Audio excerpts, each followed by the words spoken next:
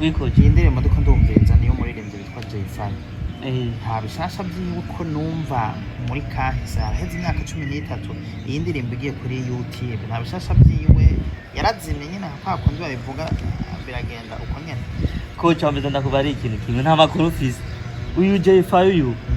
hari ikintu gishasha girare kure hari indirimbo shasha girare kure yitwa narahaye muri za ndimi nyene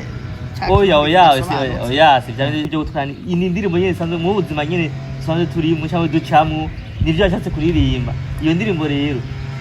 tuzoja kuri YouTube kuwa mbere bivuze ngo narahaye cinibuka kakantu ndumikira nijya nyene kirimo ko nabikuruki ije niyo ndirimbo ya Jay Fire nijya nyene ishiremwo wumvirize yigisha ibintu nyene byubaka ibintu by'ubuzima abantu baba hanze ngene navyo yerekeye yumvirize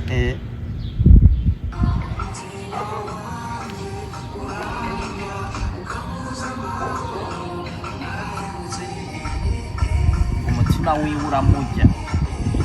ukamubuza amahoro yarahemutse atwihere ku ntango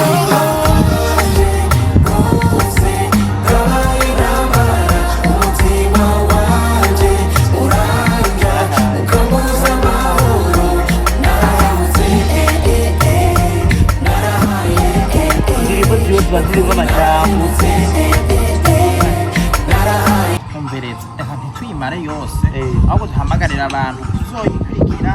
kuyiraba ku rubuga rwa YouTube hakiri kare cyane kugira ngo byose bazikurikirane kuko inkuru y'imbarurano yamara imbarurano ariko kuyibonera kuyiyumvira ni byiza cyane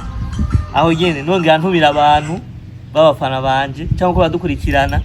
muje kuri YouTube ya Jay Fire kuwa mbere azobashaka igisasu c'indirimbo yiwe narahaye ni kuwa mbere Nyenubudagi ni cabona nanje